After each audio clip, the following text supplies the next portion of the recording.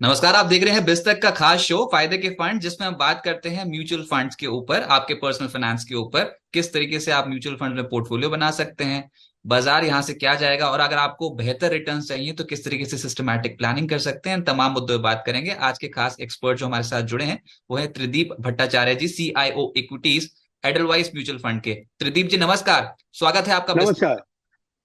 नमस्कार रजत जी, आपके शो में मुझे इनवाइट करने के लिए आपका बहुत बहुत धन्यवाद।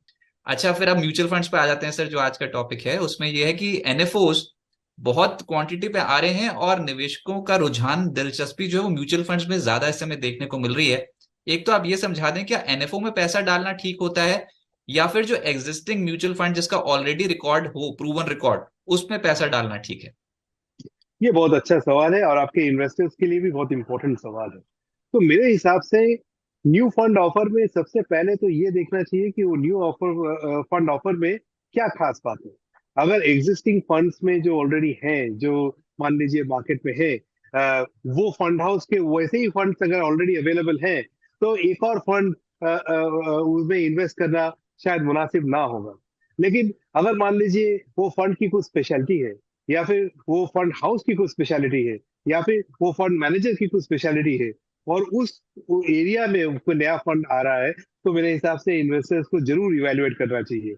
इसमें मेरे ख्याल में जो एडवाइजर है उनका एक बहुत अहम रोल रहता है। अगर वो इन्वेस्टर्स को ठीक तरीके से एडवाइस करे कि कौन से एनएफओ में करना चाहिए और कौन से में नहीं करना चाहिए, वो इन्वेस्टर्स के लिए काफी फायदेमंद होगा।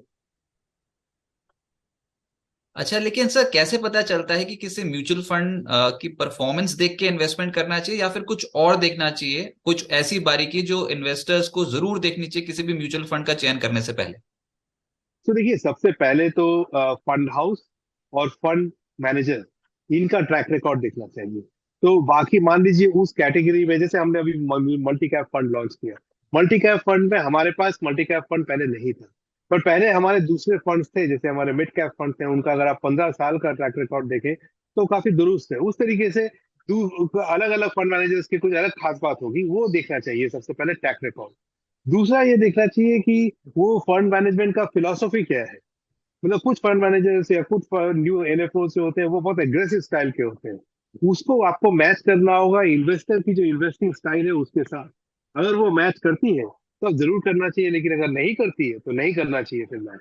तो एक होता है फंड मैनेजर का ट्रैक रिकॉर्ड, दूसरा होता है मैचिंग, मैच करना फंड ऑफर का और फिलोसफी को इन्वेस्टर के अपने फिलोसफी से, अपने इन्वेस्टिंग स्टाइल से। अगर ये दोनों सही बैठते हो तो मेरे ख्याल से, चाहे वो नया फंड ऑफर हो या ओल्ड फंड ऑफर हो, अगर नए फंड ऑफर में कुछ नया है तो जरूर देखना चाहिए। नहीं तो बाजार के ट्रेंड को देखते हुए अभी क्या लगता है सर, लार्ज कैप्स में जाएं, मिड कैप्स में, स्मॉल कैप में, मल्टी कैप में, कि फ्लेक्सी कैप में? इतने सारे कैप्स हो गई हैं, ये यही नहीं समझ में आता कि कौन से कैप को चुने। तो कैसे बनाएं एक बैलेंस पोर्टफोलियो? जी। तो मेरे हिसाब से, अगर मैं मार्केट को ठीक से पढ़ता हूँ, तो मेरा मानना ये है कि आज के डेट में देखिए वैल्यूएशन जो है वो थोड़ा लार्ज कैप के फेवर में है, लेकिन जो ग्रोथ है वो मिड और स्मॉल कैप के फेवर में है। और हम लोग मार्केट ऐसा फेस कर रहे हैं कि पिछले 3 से 6 महीने में मिड और स्मॉल कैप काफी चढ़े हुए हैं। तो ये हमारा मार्केट का करंट हाल है। तो ऐसे सूरत हाल में मेरे ख्याल में मिड और स्मॉल कैप में थोड़ा सिलेक्टिव होना चाहिए, और ऐसे एक पोर्टफोलियो में इन्वेस्ट करना चाहिए जो कि एक बैलेंस पोर्टफोलियो आपको दे। तो मेरे हिसाब से जो मल्टी कैप फंड है, ये इस माहौल के लिए काफी अच्छा फंड है। वो इसलिए कि इसमें 50 से 60% आपको मिड और स्मॉल कैप में एक्सपोजर भी मिल जाता है, लेकिन आप उन जगह को अवॉइड भी कर पाते हो मिड एंड स्मॉल कैप पे, जहाँ की वैल्यूएशन थोड़े एक्सेसिव हो गए हैं। उसकी जगह पे आप लार्ज कैप में इन्वेस्ट कर लेते हो, क्योंकि वहां पे रिस्क रिवार्ड फेवरेबल है। तो इन्वेस्टर्स को एक बैलेंस पोर्टफोलियो मिल जाता है, अंदाज से अप्रोक्सीमेटली 40% लार्ज कैप और 60% मिड और स्मॉल कैप में। तो ये डिफेंस और ऑफेंस का एक अच्छा कॉम्बिनेशन हो सकता है इन्वेस्टर्स के लिए। सर किन बातों को ध्यान में रखना चाहिए? कुछ रिस्क फैक्टर्स भी तो होंगे म्यूचुअल फंड में इन्वेस्टमेंट करने से पहले। तो किन बातों का ध्यान करना चाहिए, स्पेशली अगर किसी NFO का चुनाव कर रहे हो तो किन बातों का ध्यान रखना चाहिए? ये सबसे पहले जो जो इक्विटी मार्केट्स में जो सबसे बड़ा रिस्क है, वो है रिस्क ऑफ कैपिटल लॉस। इसमें बेसिकली आपकी कोई कैपिटल गारंटी नहीं होती है। इसको समझने की पहले दरकार है कि आप वो पैसा ना लगाएं जो आपको घर चलाने में या दिन में आपको आपको अगले 1 या 2 साल में जरूरत पड़े। जो सरप्लस कैपिटल है उसको इक्विटी मार्केट्स में लगाना चाहिए। ये पहली बात मैं करना चाहूंगा। दूसरी बात मैं ये कहूंगा कि अगर मान लीजिए ऑलरेडी मार्केट 30 या 40 या 50% चल चुका है, अब उस एरिया में अगर आप वापस पैसा डालना चाहें, तो और ये सोच के कि पास्ट परफॉर्मेंस जो है वो वापस रिपीट होगी, तो ये काफी हद तक ये थोड़ा मिराज भी साबित हो सकता है। तो हमेशा ये ध्यान रखें कि हम जो मार्केट वैल्यूएशन में जहां हम इन्वेस्ट कर रहे हैं वहां का फ्यूचर कैसा है, एज अपोज टू पास्ट कैसा रहा है। तो थोड़ा फ्यूचर की तरफ ध्यान करके ये समझना चाहिए कि ओवरऑल आउटलुक क्या है, वरना जो वोलेटिलिटी है उसमें हम लोग क्या बोलते हैं खो जाएंगे, और फिर एक नेगेटिव एक्सपीरियंस होगा। कुल मिला के मैं ये कहूंगा कि एक जेनरिक एडवाइस इस क्षेत्र में देना मुश्किल है। इसमें आपको अपने एडवाइजर के साथ बैठना चाहिए, अपना रिस्क रिवार्ड बैलेंस और अपना रिस्क रिवार्ड प्रोफाइल के हिसाब से एक एसेट एलोकेशन बनाना चाहिए, और उसके हिसाब से इन्वेस्ट करना चाहिए। अगर आप ऐसा करें तो ऑन नेट बैलेंस आपकी जो इन्वेस्टमेंट्स वो बेहतर करेंगे। सर यही तो सब चाहते हैं कि करोड़पति बन जाएं किसी भी तरीके से, बस वो रास्ता नहीं पता कि कैसे बने। तो अगर आप ये बता पाए कि करोड़पति बनने का फॉर्मूला है, म्यूचुअल फंड में सिस्टमैटिक इन्वेस्टमेंट करें। और वो हमने देखा भी है कि बहुत ही जबरदस्त रिटर्न्स दिए हैं, किसी साल अच्छे आते हैं किसी साल बुरे, लेकिन नेट बेसिस पे CAGR बहुत ही अच्छी आती है। पर अगर SIP करनी हो, अगर मेरे को SIP करनी हो, करोड़पति बनना हो, तो कितना समय लगेगा, कितने की SIP करनी होगी सर? सो करोड़पति बनने के लिए एक ही नुस्खा है मार्केट में, और वो है time in the market is more than timing of the market.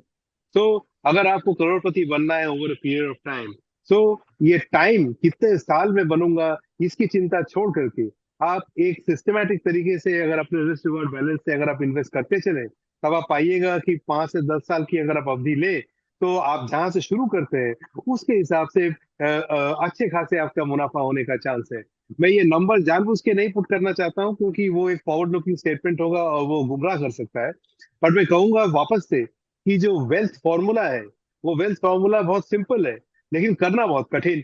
और वो सिंपल फॉर्मूला ये है, time in the market is far more important then timing the market. तो जितना समय आप मार्केट में बिताएंगे over a period of time, उतनी आपकी वेल्थ क्रिएशन होती जाएगी।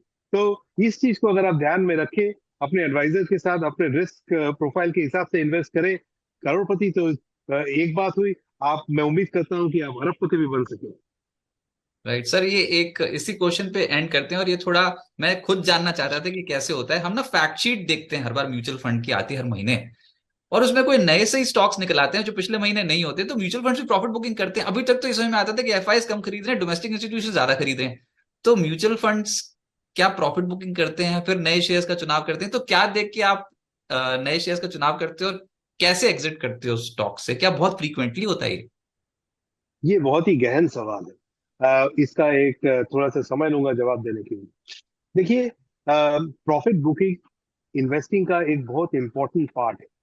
वो इसलिए क्योंकि जब तक आप शेयर्स में इन्वेस्ट करते हो, तब तक जो प्रॉफिट है वो कागजी प्रॉफिट है। जब आप उसको प्रॉफिट बुक कर लेते हो, तब जाके वो प्रॉफिट एक्चुअली वो मुनाफा में काम आता है। तो इसलिए जब हम इन्वेस्ट करते हैं कोई भी शेयर में, तो हमारे दिमाग में एक आइडिया होता है कि इस कंपनी की वैल्यू कितनी होनी चाहिए ना।